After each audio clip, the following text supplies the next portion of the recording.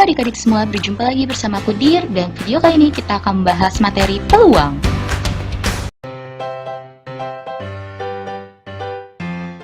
Pada video bagian 1, kita telah belajar menentukan peluang empirik suatu kejadian.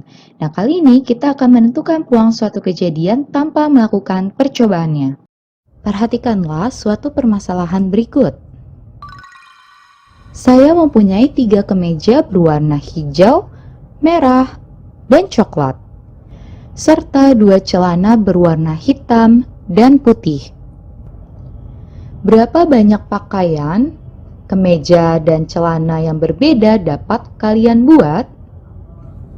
Silakan kerjakan di buku kerjamu.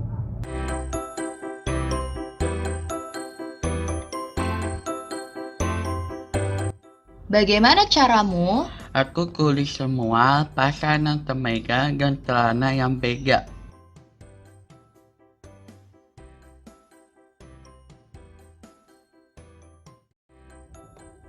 Menghubungkan kemeja dan celana dengan garis, jadi diagram pohon.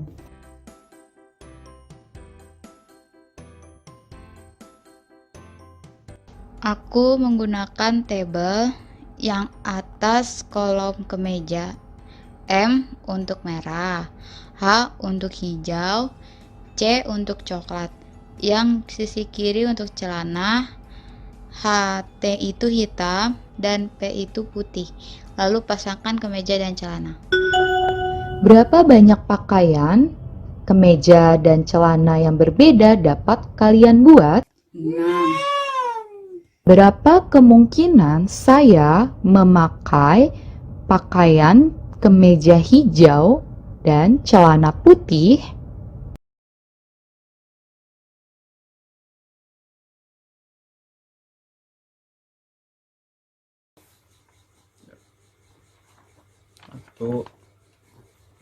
Satu Dari 6. Peluang yang diperoleh tanpa melakukan percobaan adalah peluang teoretik, dikenal juga dengan istilah peluang klasik atau peluang saja mempunyai notasi P. Dari permasalahan tersebut, ada 6 pakaian yang berbeda. 1. Kemeja hijau dan celana hitam. 2. Kemeja hijau dan celana putih. 3. Kemeja merah dan celana hitam. 4. Kemeja merah dan celana putih. 5. Kemeja coklat dan celana hitam. Dan 6. Kemeja coklat dan celana putih. Setiap hasil tunggal yang mungkin disebut titik sampel. Himpunan setiap hasil yang mungkin disebut ruang sampel. Kejadian merupakan bagian dari ruang sampel.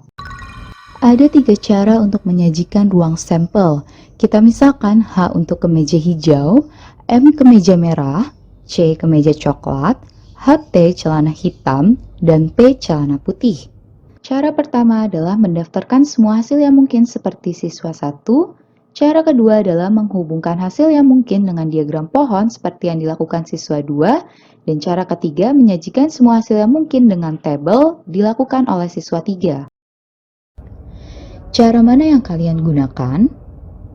Ayo, cobalah dengan ketiga cara menyajikan ruang sampel. Menurut kalian, manakah yang lebih mudah? Setelah tahu ruang sampel, kita dapat menentukan peluang dari suatu kejadian. Kita misalkan A adalah kejadian kemeja hijau dan celana putih, maka peluang kejadian A adalah perbandingan banyaknya kejadian yang diharapkan dengan banyaknya anggota ruang sampel. Selanjutnya ditulis NA per NS, sehingga peluang kejadian A adalah 1/6. Restoran Mario menyediakan hidangan pembuka, hidangan utama, dan hidangan penutup. Pelanggan dapat memilih sup atau salad sebagai hidangan pembuka, ikan, ayam, daging sapi, atau hidangan vegetarian sebagai hidangan utama, dan buah, es krim, atau puding sebagai hidangan penutup. Berapa peluang seorang pelanggan memilih hidangan sup dan daging sapi? Untuk menjawab soal ini, kita akan menentukan ruang sampelnya terlebih dahulu. Pada video ini, saya menghubungkan semua kejadian yang mungkin dengan diagram pohon. Seperti berikut. Hidangan pembukanya sup dengan hidangan utamanya ikan dan hidangan penutupnya buah. Atau sup dengan ikan dan es krim, atau sup dan ikan dan puding. Silakan kalian lanjutkan ruang sampelnya sendiri ya. Setelah menentukan ruang sampelnya dengan diagram pohon, maka ada 24 kejadian yang mungkin, sehingga NS-nya adalah 24. Kita misalkan D adalah kejadian hidangan sup dan daging sapi. Dengan menggunakan diagram pohon, kita dapat menghitung banyaknya kejadian D, yaitu sup, daging sapi, dan buah, atau sup dan daging sapi dan es krim, atau sup dan daging sapi dan puding. Maka ND-nya adalah 3. Peluang kejadian D adalah perbandingan ND dan NS, yaitu 3/24. Bisa kita sederhanakan menjadi 1/8. Kalian bisa sajikan dalam bentuk desimal menjadi 0,125 atau bisa juga jadikan bentuk persentase menjadi 12,5%, sehingga peluang kejadian pelanggan memilih hidangan sup dan daging adalah 1/8 atau 0,125 atau 12,5%. Pada video sebelumnya, kita telah melakukan percobaan pelemparan sebuah koin sebanyak 50 kali. Kemudian hasilnya dicatat pada tabel berikut. Tentukanlah A peluang empirik muncul gambar dan B peluang teoretik muncul gambar. Penyelesaian A. Peluang empirik muncul gambar. Menentukan peluang empirik berdasarkan hasil percobaan. Perhatikan tabel berikut. Banyaknya seluruh percobaan adalah 50. Dan kita misalkan G adalah kejadian muncul gambar. Pada tabel, frekuensi kejadian G adalah 26. Sehingga peluang empirik kejadian G adalah F/NE, yaitu 26/50, dan dalam bentuk desimal menjadi 0,52. B. Peluang teoretik muncul gambar. Hasil prediksi kemunculan gambar saat melakukan percobaan dengan menentukan peluang teoretiknya. Ruang sampel dari sebuah koin adalah angka dan gambar, maka banyaknya anggota ruang sampel adalah 2. Kita misalkan G adalah kejadian muncul gambar, maka banyaknya kemunculan gambar adalah 1.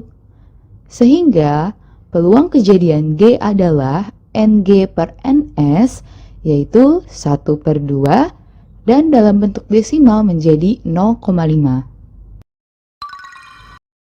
Perhatikan tabel hasil percobaan dan peluang empirik yang telah kita lakukan sebelumnya. Saat 6 kali percobaan, peluang empirik G adalah 0,33. Saat 20 kali percobaan, peluang empiriknya adalah 0,55. Dan saat 50 kali percobaan, peluang empiriknya adalah 0,52. Sehingga semakin banyak kita melakukan percobaan, maka peluang empiriknya semakin mendekati peluang teoretiknya. Jadi sekarang kalian sudah mempelajari peluang teoretik. Untuk menentukan peluang teoretik suatu kejadian adalah perbandingan banyaknya kejadian yang diharapkan dengan banyaknya anggota ruang sampel. Dan kita juga belajar tentang titik sampel adalah setiap hasil yang mungkin, serta ruang sampel adalah himpunan dari titik sampel dan cara menyajikannya yaitu dengan mendaftar, diagram pohon, dan juga tabel. Kalian juga telah belajar hubungan peluang empirik dengan peluang teoretik. Semakin banyak percobaan yang dilakukan, peluang empirik akan mendekati peluang teoretiknya. Adik-adik, kalian semua hebat!